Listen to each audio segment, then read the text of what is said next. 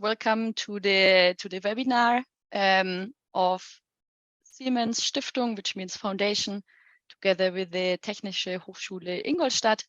We're happy that you're all here. Please, you can introduce yourself in the chat and as well from where you're logging in today.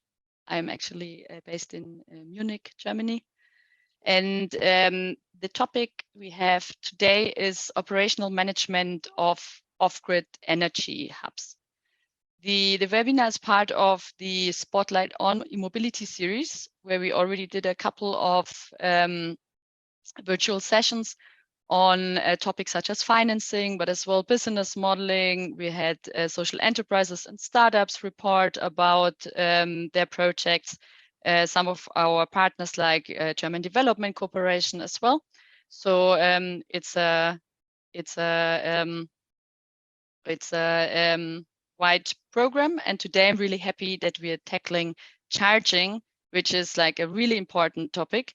And as you will hear from our guests today, there's a lot of different opportunities to have off-grid PV charging components, and there are of course as well scientific or academic tools to help you in managing your off-grid hub, so that like the charging station can be used for e-mobility, but as well for other applications. But before we start, and I know that some people always join in a bit late, we have so many online meetings these days, I will give a very short overview of Siemens Foundation. Don't be scared, I'm not going to read this news to you. It's just like maybe for the background. We're like a German non-profit. And of course, we were founded by Siemens, the company that many of you know. The foundation works in access to basic services, high quality education, and cultural understanding. And the program where I work and where we have this webinar under is the access to basic services social enterprise department. So our target group are social enterprises who deliver high-level results, high-level essential services like mobility to population in various countries. So with the e-mobility program, we focus a lot on Sub-Saharan Africa. As many of you are from the e-mobility space here, or at least I hope so, I want to introduce you very briefly to the e-mobility program. If you're interested in any of the programs, just get in touch. I'm happy to tell you more. As you can see, we have a focus on access to finance. So yes, we are a foundation. So we are glad that we're in a position to support the ecosystem, to support enterprises in their endeavor to improve mobility and sustainable mobility in the countries we work in. There's different funding calls. We had an innovation call last year. And we try to support as well the funding ecosystem, like linking startups and social enterprises with the funding ecosystem. We very much focus as well on research and development, not so much on the academic side, but more on the field-based side, like human-centered design. How can vehicles or batteries, or here in our case, charging infrastructure, be used in a good way? As we know that from production and in, let's say, in a university or in a lab, the situation is always different than in the field. And once you have maybe like a motorbike rider, like a motorbike taxi rider, use the motorbikes, the problems and the challenges, but maybe as well the benefits are very different than from when you use it in your lab. So we have a program, and we will extend that program as well in the coming year, that's really focusing on research and development. And yeah, the third focus is ecosystem support. So our virtual events that we're publishing data and like an exciting app as we have today, but as well activities in policy and advocacy are part of that third pillar. We see it as kind of like a support for our target group. And we really like to share the results. Like some mistakes maybe don't have to be done twice, but of course as well when we have good data and good results that can be used as inspiration or like as a basis for working with it in your organization or with in your enterprise. So now finally coming to the content of today. Before we have Aminu Bugace and Dr. Ehrenwirth talk, I would like to very briefly introduce you to off-grid energy hubs. I'm sure that some of you might be like maybe operators of off-grid energy hubs, so it might be not new to you at all, but maybe others are not so familiar with off-grid energy hubs as such. And as that, here you can see a picture that's actually from Kenya. So what is an off-grid energy hub? And as well, why can it be like an interesting element in the energy mix in various countries, and especially as well for e-mobility and other applications. So, well, generally, why do we need off-grid energy hubs? Of course, it has to do with off-grid energy access. So it's like SDG 7, affordable and clean energy. That's like the sphere we're moving in. And although the population with access to electricity increased like to 90% in 2018, there's still 840 million people in the world that live without electricity. So in the end, electricity or energy access still is a topic today. And as well, much of the access deficit we're talking about here is concentrated in sub-Saharan Africa, where about 548 million homes lack access. So of course, access to energy now doesn't always mean to be grid connected, but it means to have access to energy. It can be as well island electrification solutions, or it can be off-grid solution, or it can be maybe a solar home system. So they're very different ways.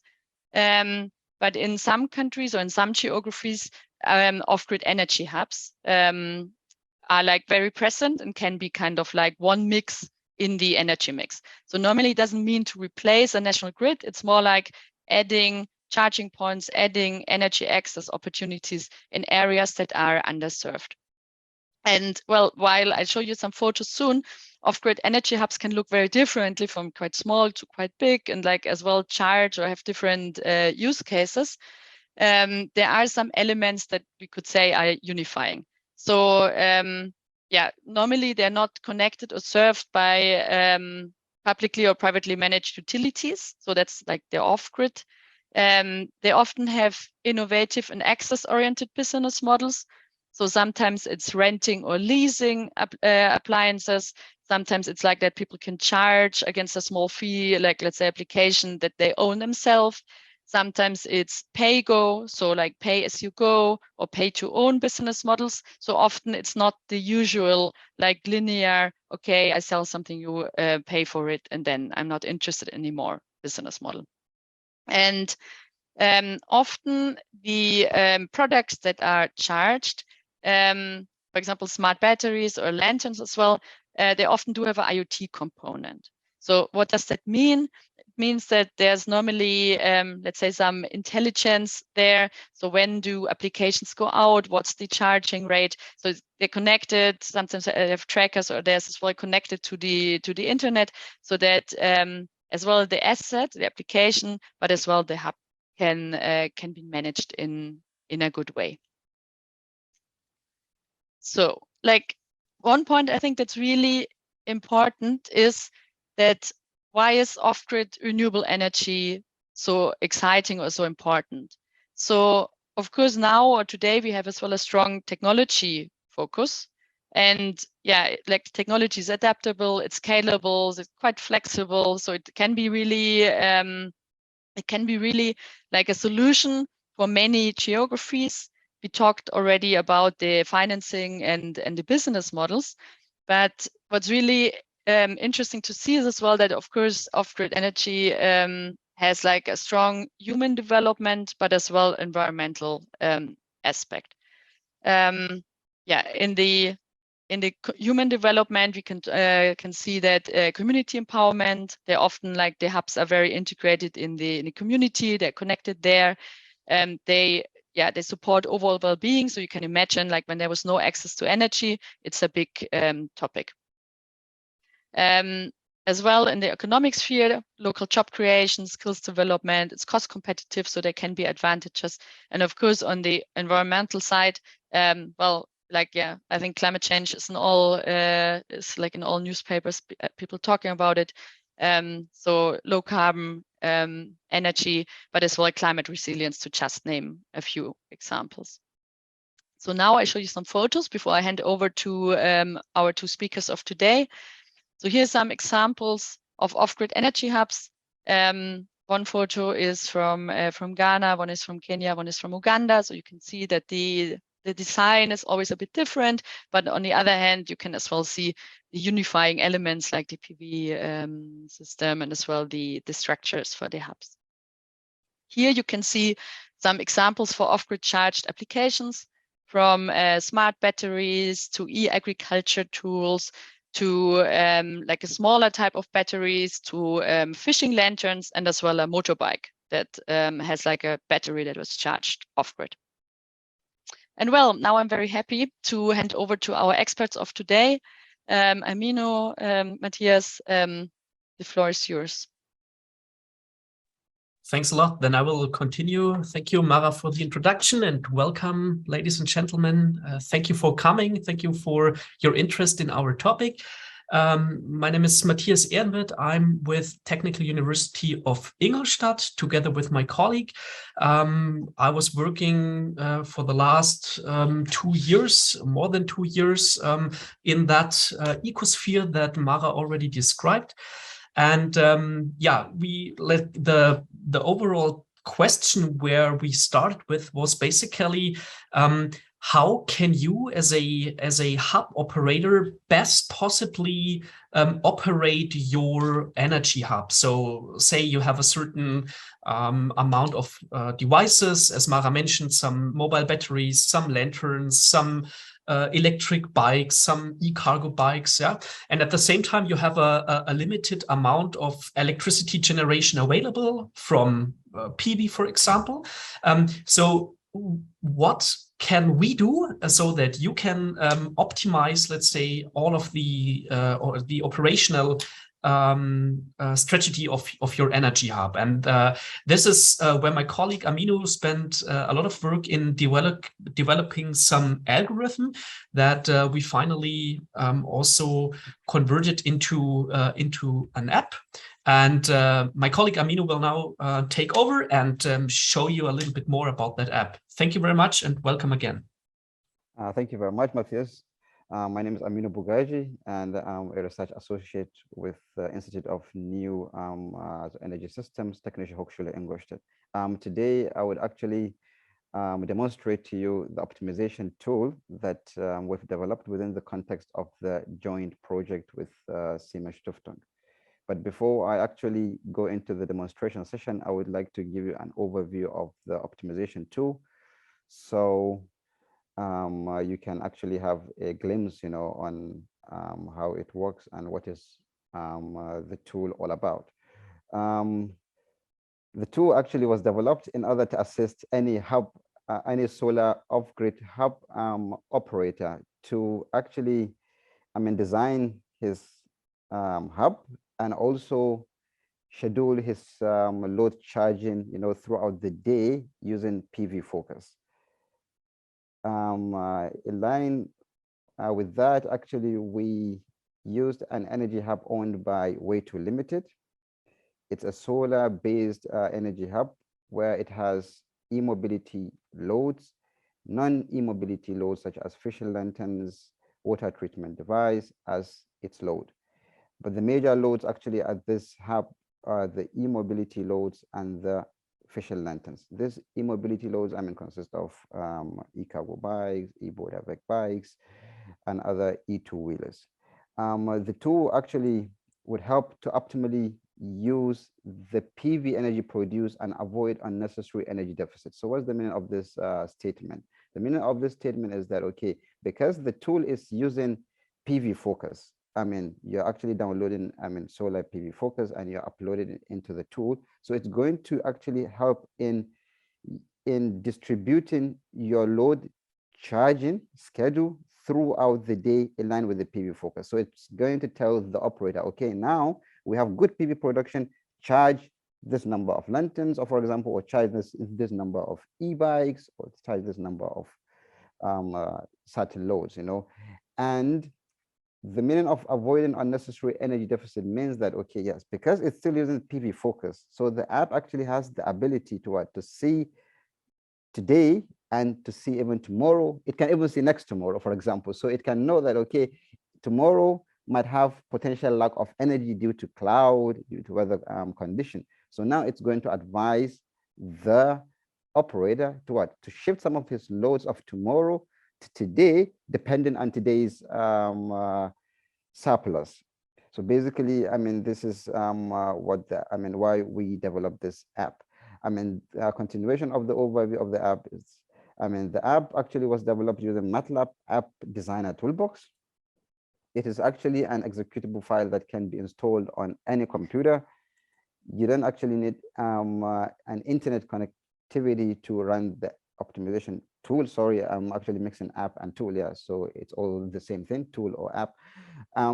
However, you would actually require internet to download the PV focus. But for you to run the app, you don't actually need internet connection. Just simply upload the downloaded PV focus into the app and run your optimization. It also has the ability to, I mean, calculate, you know, the PV and battery capacity of your system, you know, depending on the load configuration.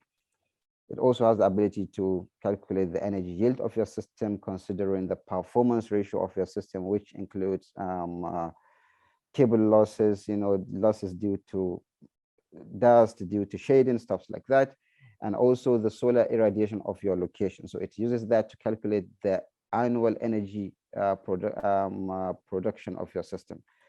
Then at the end, also it has the ability to what? To optimize your charging schedule, your load charging. Basically, I mean, distributing the charging throughout the day in line with the PV focus or in line with the PV production, and then give you the optimized result in an Excel file for later use. The app actually, or the tool actually has 3 major steps, you know, to run the app. So the first step is actually the load parameterization step. Here you can see you actually have the ability to set your load specifications. In our own case, we are actually considering electric vehicles and stationary loads. So here you have the ability to set, you know, the requirements of your loads, the variables, the parameters, such as, let's say, the charging rate, the charging capacity, I mean, the battery capacity, the distance covered, you know, the energy consumption per 100 kilometers. You can all set that here too. You can set, you know, the specification of your load. Then the app calculates, you know, the daily and annual electricity demand, and also the theoretical PV and battery, central battery capacity required to cover your load demand.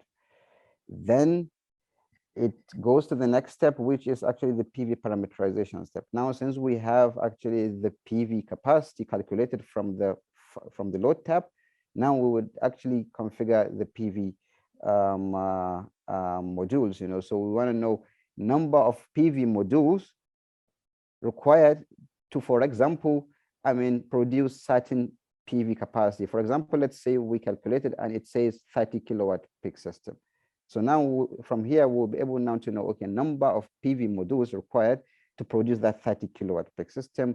I mean, here too, you have to input some parameters such as your PV module capacity, your PV module dimensions, the area, and stuff like that. And here it will calculate the annual yield of your system. As I mentioned, it has the performance ratio, which consists of the losses, the solar irradiation of your location, and it can be able to calculate that. Then the third step is actually the major, the main brain of the tool. You know, this is the optimization. Now we actually try to now distribute, you know, best possibly our loads throughout the day, you know, in line with the PV focus. So here it gives you the ability to set the priority of your loads.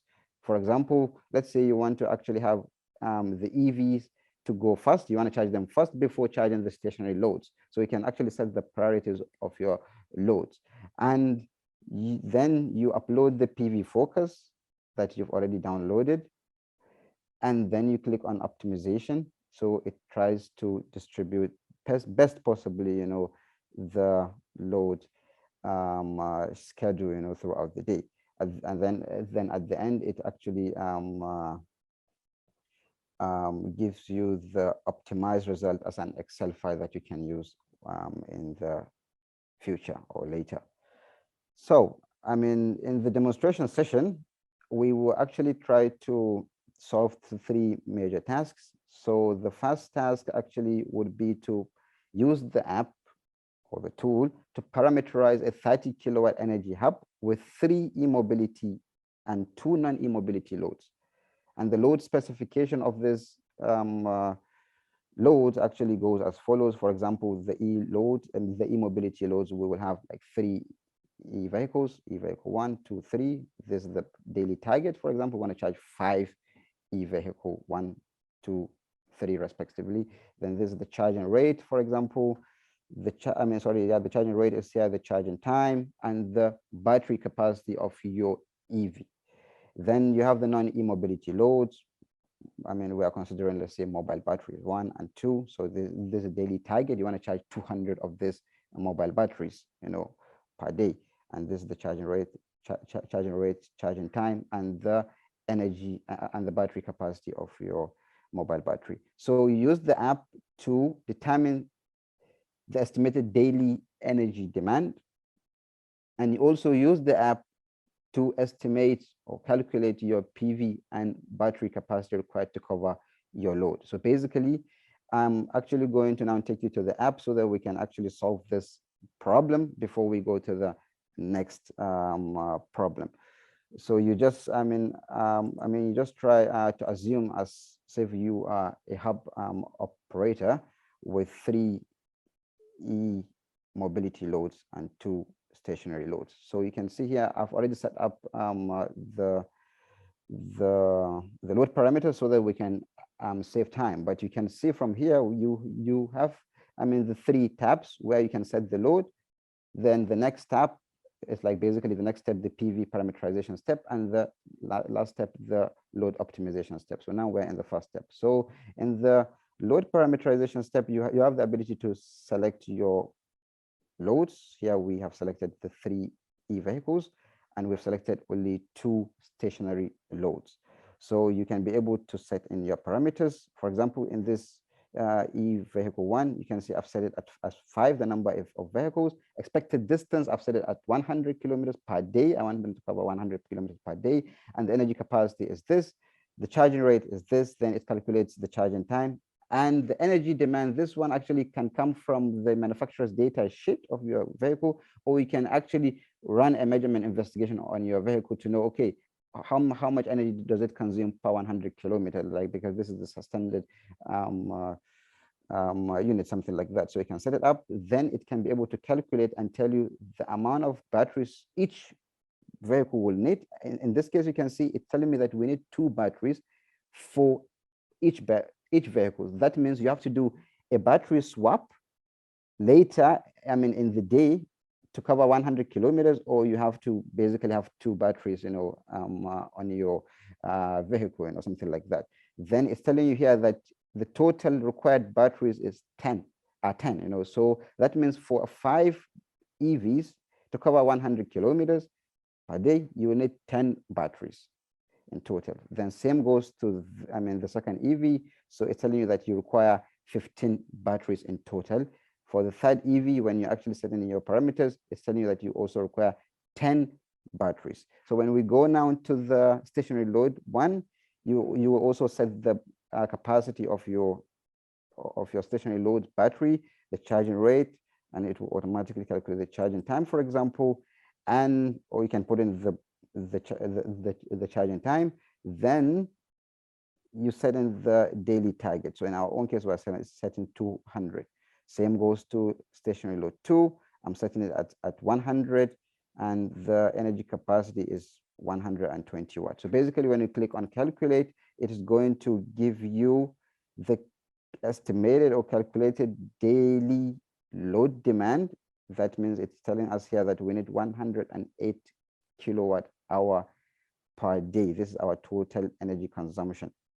and the total energy consumption per year is 39,420 kilowatt hour. So you can set your batteries days of autonomy, the nominal battery voltage. This is the central battery bank, actually, that is situated in your energy hub. You can set this, the depth of discharge, the peak sun hours, and then it will calculate the PV capacity estimated and the battery capacity. So in our own configuration here, it's telling us that we would require 28.23 kilowatt peak PV capacity and a central battery bank of 105 kilowatt hour. So basically, in this configuration, we know that we need 28 kilowatt peak system. So basically, it's a 30 kilowatt peak system can cover this. So I'm done with this task. Now I will actually take you to the next task, which is the PV parameterization task. So what is it saying here? Use the app to parameterize the 30 kilowatt peak system by determining the number of PV modules required by 200 watts. So I will assume that I'm going to use 200 watt rating, PV modules with 200 watt rating, with an area of 1.6 meters square, like the dimension of my PV modules, to produce 30 kilowatts. So how many of this am I going to require to produce this, basically, and determine the annual energy yield of the system, neglecting all the system losses. So basically, I'm going to assume all cable losses, inverter losses, dust, losses due to dust, shading are all zero. So now I'll take you to the app and we'll actually solve this. So same goes to this. I've already set up everything so that we can actually save some time. So everything here is zero. This is the losses, the performance ratio of my system. You can see inverter losses, temperature losses, cable losses, shading losses, weak irradiation losses, and dust or snow losses. So I've set this to be zero so that I can have the performance ratio to be equals to 1. So here you can see I have the number of solar modules.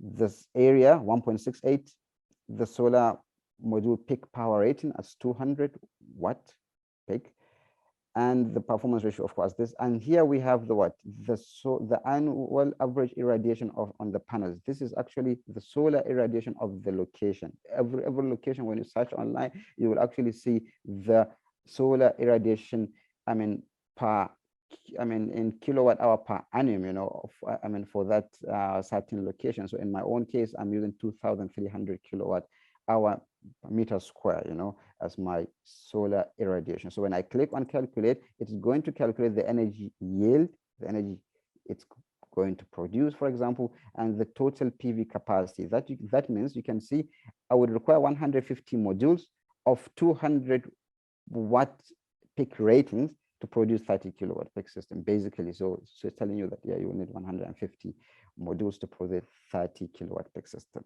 So with this, I actually know that, yes, my system can cover my load demand, for example, basically. So because the energy produced, here is 41,000. And when we go back to the load, you can see that the total energy required for my load is 39,000. So yeah, somehow my system can actually cover the load. So now I will actually take you to the next task, which is the optimization task. Here we would actually do what? We'll now actually assume cloudy days and non-cloudy days. So we'll try to optimize our loads, basically, schedule the loads charging throughout the day for cloudy days and non-cloudy days. So use the app to optimize the charging schedule of your loads by what? By uploading cloudy days and non-cloudy days PV focus as an Excel file. Select the individual load priorities, avoid having same priority on 2 or more loads. Basically, it's saying that, okay, when you have e-vehicle when you want to charge e-vehicle first, you set the priority to first. Do not actually also set second e-vehicle as first priority. You have to change the priority. Let's say, make it second priority, then the third load to have third priority, and so on and so forth, so they have to go in ascending order, something like that. Then you optimize the charging schedule of your loads in line with the PV focus. Download the optimized charging schedule as an Excel file for the operator of the energy hub. So what are we going to do now? We will go back to the app to do the optimization. But before that, I want to show you actually what I mean by non-cloudy days and cloudy days. Okay, so non-cloudy days, basically these are days with good sunshine, good weather, no clouds, no rain, for example, so we assume actually this is a cloudy day. So you can see we have some kind of, I don't know, sinusoidal wave, yeah, some kind of half wave, rectification wave, so we have 1, 2, 3, 4, 5, 6, 7. So basically this is like the representation of our PV production. This is a 7 days PV focus. So you can see from here to here we have 1 to 24, right? This basically means 1 to 24 hours. So this is 1 day. So here means night time, where you have no sunlight, no PV production, 0. But when the morning comes, let's say 7 a.m., so PV production starts, so it keeps going up. Maybe let's say this is 12 p.m., so PV production goes to its peak, and then sun starts going down, trying to go to the west, so now the PV production is getting low. So that's why we are actually going back to 0, and now nighttime actually has come. So basically this is what how it actually looks like. So it's having more or less the same PV production for this solar 7 days focus, because it's a good weather, no clouds. But when we actually assume cloudy days, so you can see actually we have, okay, the first 3 days, okay, good PV production, but the 4th day and the 5th day we have low PV production, because of clouds, weather condition, then the 6th day, good PV production, 7th day, good PV production. So now we'll try to see how we can optimize our charging, to follow in line with the PV production, to utilize our PV production, and also see what will happen in days with clouds. So now I will take you to the app. So we have the optimization here. So we will see a lot of things here, yeah, but don't worry. Here you can actually see, from here you have the ability here to set the load priorities, so you can see I've already set my load priorities in ascending order, okay, but you can set it, the way you want. You can actually set this one to go first. For example, you want to charge e-vehicle 1 first, but then you cannot actually have first one the same priority as stationary load 1, so it's going to give you an error, based on how we program the app. So you have to set this with a different priority, but in this case I will just leave this one to have the 4th priority. So you can set the priorities of your loads. Here are the load daily targets. Basically, these are coming from here. You can see here it's telling you 10 batteries required, 15, 10, 200, 100. So you can see here 200, 100, 10, 15, 10. So it has already calculated from the first step, and it's transferring it here. So basically, these are our daily targets. So you can see here, it's giving you the ability to what? To now set the resolution of your PV focus. So we assume that, okay, some PV focus will come in 5 minutes resolution, some PV focus can come in 15 minutes, 30 minutes, or 1 hour respectively. So in my own case, I'm having a 30 minutes PV focus data. So I will select 30 minutes, for example. Then here you select the PV focus file, So basically I will just try to show you. So you just do like this, and I will select, for example, a weather focus for sunny day.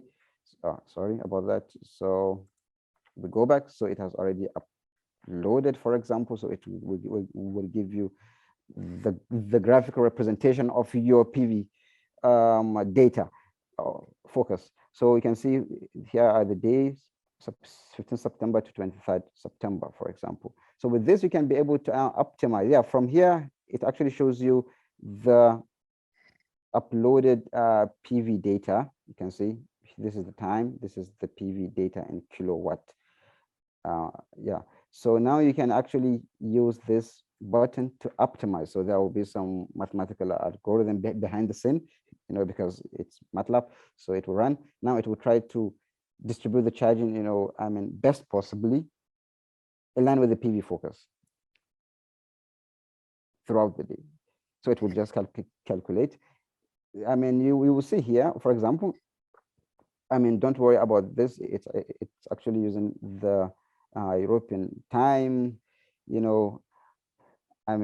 for a location in Kenya. So yeah, that's why we're starting from 5 a.m. So, but okay. So we assume here, okay, this is on the 16th of September. So you can see the PV production. Okay, this was nighttime, no PV production. Of course, there's no sunlight. Then morning comes, then we start getting some sunlight. Then PV production kicks off. So we have 4.8 kilowatt production now. So based on our setting, we've set the priority that stationary load 1 should go first. So you can see we're able to charge stationary load 1, but how many? 89, because it has already calculated that with the peak sun hour of your location that you've already set, that the best possible number you should charge per hour to meet your 200 daily target is 89, let's say stationary load, per hour. Then for the second one, because it has different configurations, so it's telling you to charge 60 per hour. But you can see the next load is 0. Yeah, of course, this one we don't have it, but the EV1, electric vehicle 1, is 0 because our PV production is really low, so we cannot really charge anything. But when the PV production start going up, let's say now 11, you can see now we're able to charge 89, 60. Then the next on the priority list is the e-vehicle 1. It's now telling you to charge 3 batteries. Now it's telling you now to charge 5 batteries of e-vehicle 2, but it's telling you now to charge only 1 of e-vehicle 3 because the production is low. Now the production is good, charge 89, 60, 3, 5, 3, and this is actually how it's going to give you the best distribution of your load throughout the day. And this will actually go more or less the same for the whole week, because our production are more or less the same for the whole 7 days. But now we are actually going to upload a different scenario where we have cloudy days, so to see how it can assist us in avoiding unnecessary energy deficits, and also try to avoid using the central batteries, until it's like, okay, at the last, resort, that there is nothing you can do, but use them. So now we will upload the cloudy days. So back to cloudy days. Yeah, cloudy days focus is here now. So you can see good PV production for 2 days, 3 days, 4th day, 5th day. Not good. So how is it going now to distribute the charging for this case scenario? So we'll just try to optimize. We'll leave everything the same. Then we see actually how it's going to look. Yeah, it's going to take longer now because there are some more things to do behind the scene.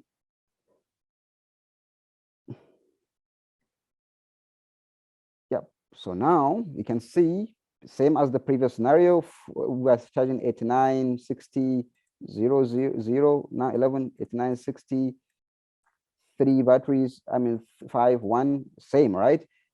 So we'll also have the same for the second day because it's more or less the same production, so the same schedule. But now we have seen, now third day, this is third day production, but it's not telling you to charge 89 or 60. It's telling you not to charge 108 batteries, 65, 73, 13, 2, because it has seen, like, okay, like for example here, 13 instead of 3, 7 instead of 5, something like that, 73 instead of 60. Because of what? Because it has already seen that the next day ahead of the third day, and also the next day ahead of that day, have potential lack of energy. So it's trying to tell you now, shift some of the loads of the 4th day and 5th day to the 3rd day, depending on the excess you have left, on the from the 3rd day. So basically, this is actually how it tries to do the optimization, tries to do the load shifting, in cases of potential lack of energy, so like this is basically what it does. So you will see that, okay, the 4th day, we don't have good PV production, so we're not able to have that 89, 89, 60, 60, 3, 3, like the previous schedule, and also on the 5th day, you will see that, okay, yeah, good PV production now, okay, 89, but still not good. We're not able to charge any EV here, you can see, but it has already told you now to shift because it has seen that there is potential lack of energy. But now next is 6th day, good, we're back. We have good PV production now, charge your 89, as now you go back to your normal schedule, 3, 5, 3, 3. Basically, this is actually how it does. So before I actually, conclude, I would want to take you back to the slides so that you would actually see what I'm trying to explain to you here. So the results of the optimization, okay, the optimization charging during the optimized charging during non-cloudy days. Basically, we have good PV production for the whole week. So we'll have more or less, and also we have more or less the same PV production for the whole 7 days. So we'll have more or less the same charging schedule. Of course, you will see the charging going like perfectly, in line with the PV production. Of course, this is a mathematical, optimized, charging. So it's telling you to charge this certain number, because it's following the PV production curve. It's trying to actually, create less burden on your central battery banks, because if it's a human being actually doing the optimization, you might say, okay, I think, yeah, we have good sunshine now. Okay, let me just charge 200, for example, lanterns, or for example, e-cargo bikes, let me just charge, without knowing that, hey, but you won't be able to cover those loads. So when he actually plugs it, when the PV cannot, supply, then then the remaining, or energy that he can supply will come from his central battery. So in this case, we're trying to see how we can really, lessen the burden on the central batteries. So basically, this actually the way it looks. Then for the cloudy days, you will see that, okay, the first day, okay, and the second day, okay, we have excess production. So now the third day, you will see that the demand, which is actually the red one, sorry about that, yeah, the red one is the load demand. You can see it really consuming the whole PV production curve, so it's trying to utilize the whole PV production. Why? Because we are shifting some of the loads of day 4 and day 5 because of potential lack of energy. And then day 6, good, no need to shift because day 7 has good PV production. So basically, this is actually what the optimization tool does in order to assist, the operator to best possibly distribute his charging throughout the day, and also avoid unnecessary energy deficit if possible. I think this is the end of my presentation. Thank you very much for listening, and we look forward to your questions. Yeah, Matthias, I don't know if I've missed something out. Please, you can help me out. Help me in. Yeah, thank you. Yeah, thank you. Well, thanks a lot for that very hands-on presentation. Yes, now we do have some time for questions and answer. So if you do have a question, please put it in the question answer box. We in fact already got one question. Yeah, Mino, maybe you can stop screen sharing so we can see us. So we got one question already, and that is, how do we access the software? Do you have a user manual? Yes, the good news for you is that it's actually, so it's like a exe application, so it has to be downloaded and you need to install MATLAB before, but it's free of charge. And on Monday, we will send you a follow-up. So there is a small manual, mostly explaining on how to do the installation. But on Monday, this webinar, so the explanations Amino just did, we're recording that, and we will put that on YouTube.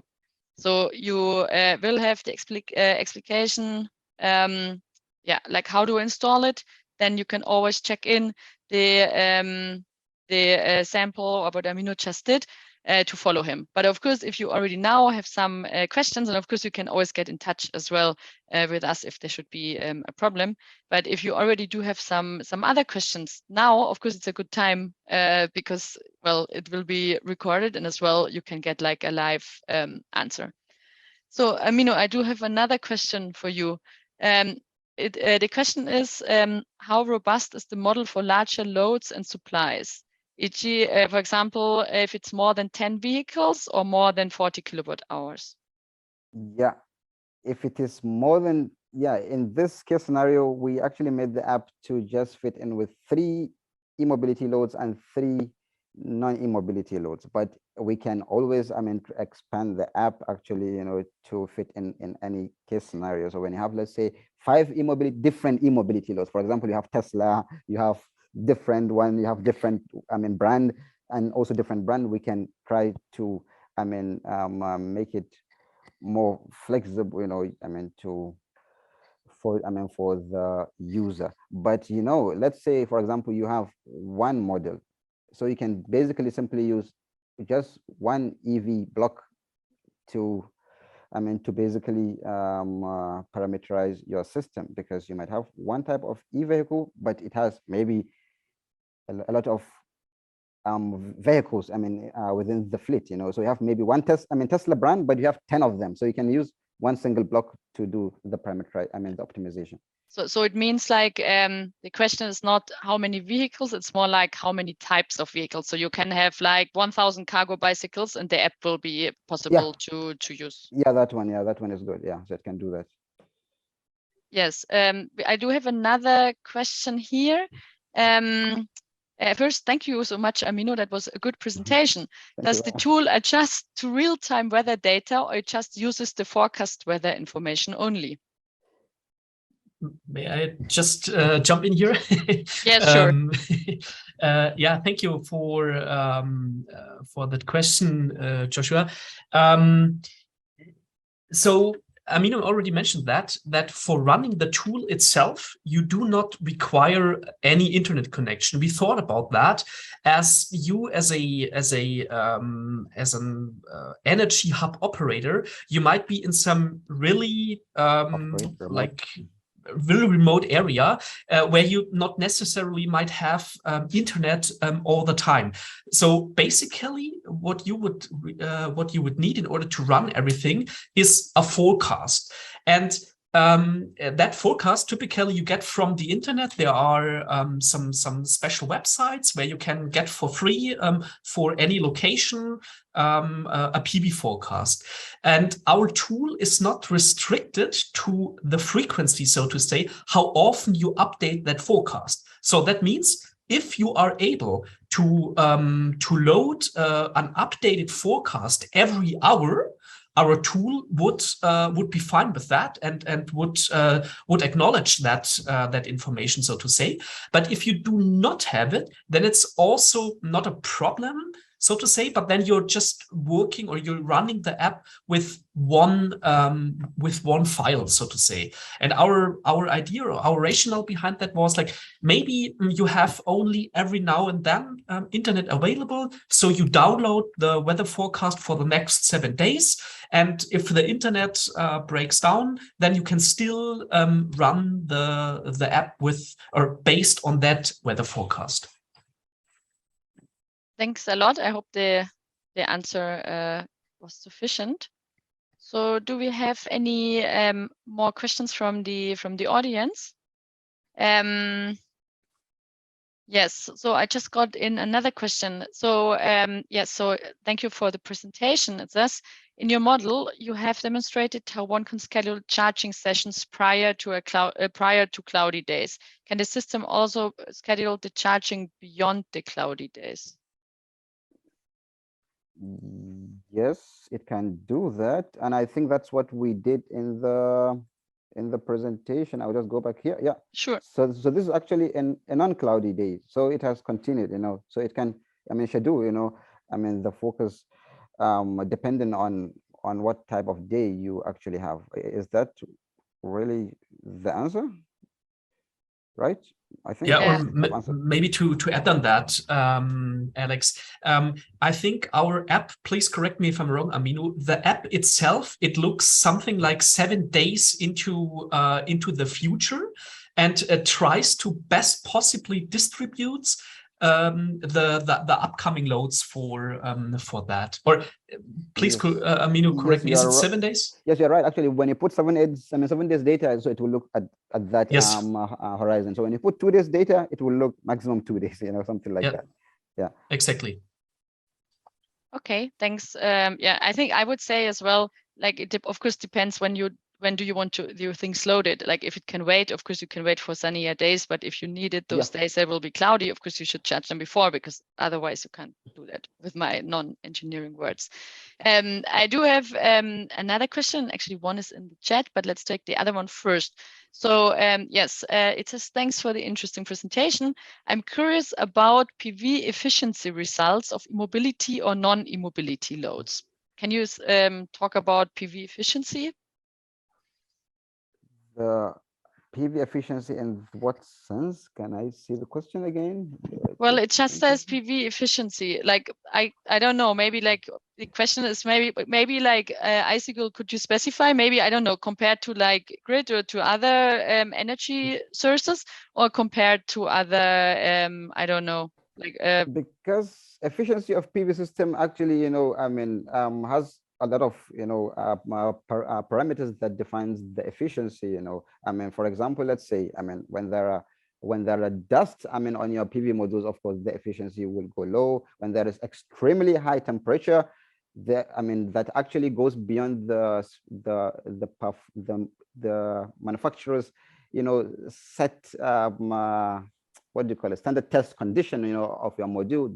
Definitely the efficiency will go low. So there are a lot of factors. When you have low solar irradiation, of course, the efficiency would be low. But as far as I'm concerned, I can say, I mean, based on my experience from the way to project we had with Siemens Stiftung, I can say, I mean, their hub was really, I mean, was really working good, because yeah, I mean, the batteries were there for over 5-6 years, I guess.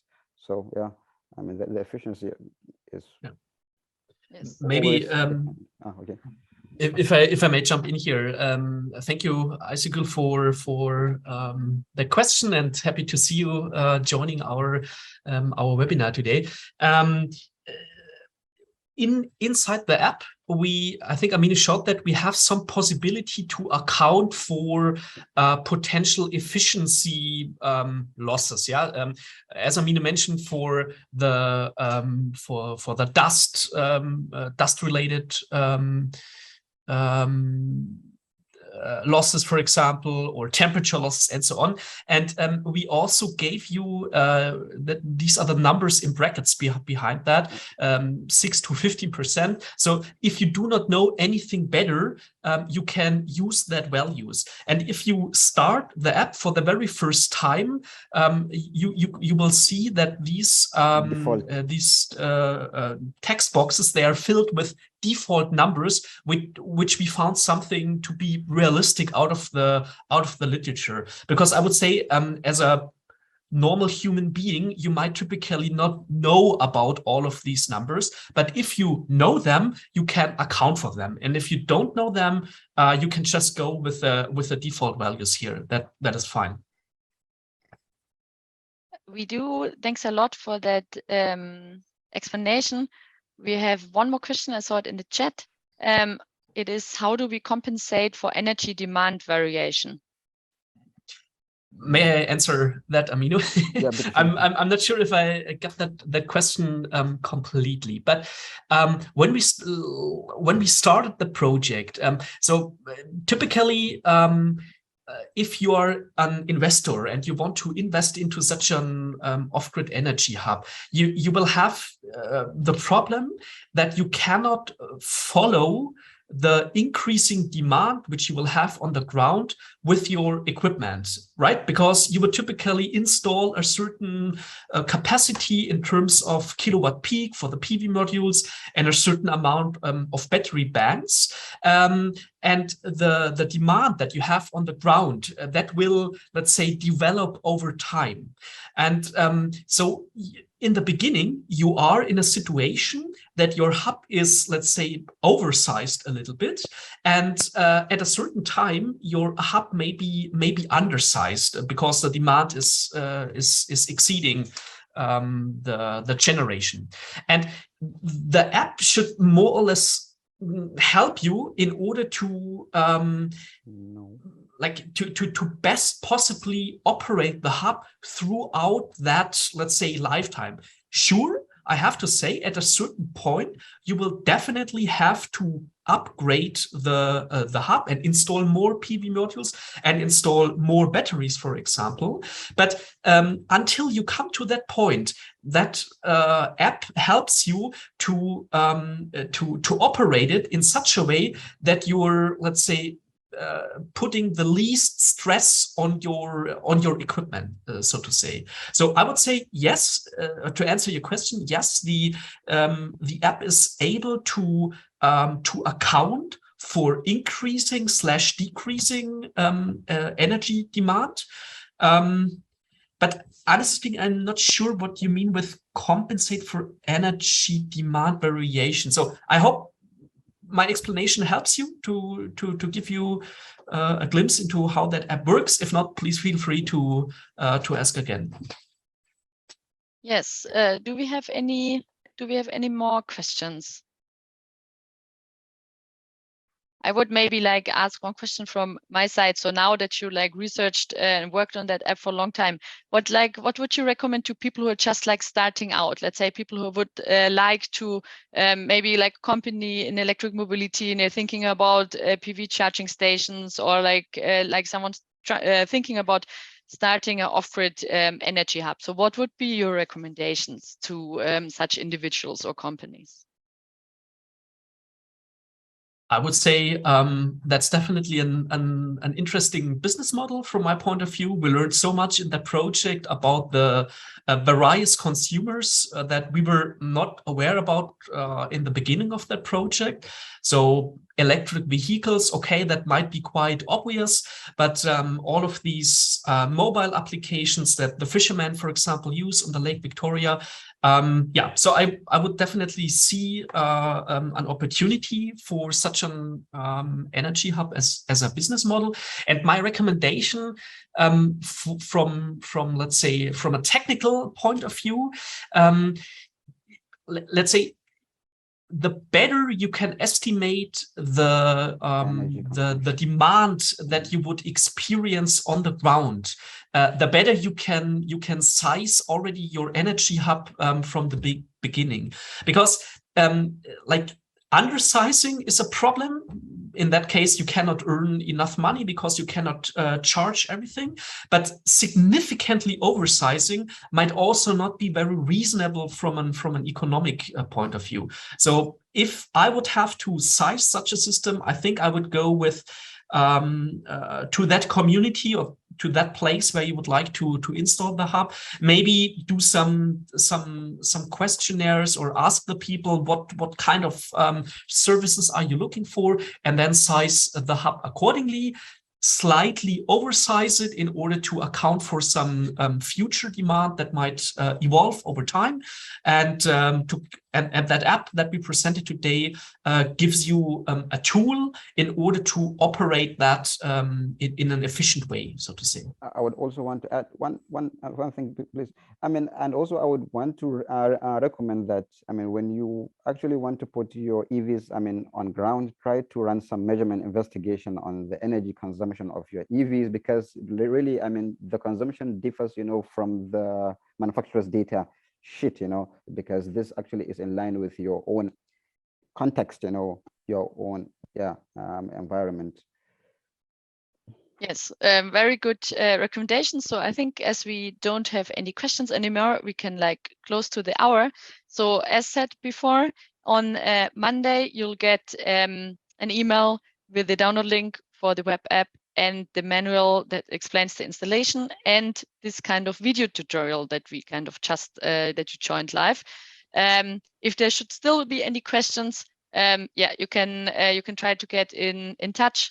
I have to say I'm not a technical person myself, but like I had a look in the app and I can play around with the data as well. So I think it's fairly easy to use, and I really hope it will help you to to kind of have the calculations to help you manage your off-grid hub, or maybe calculate a potential charging station for off-grid applications or for electric vehicles.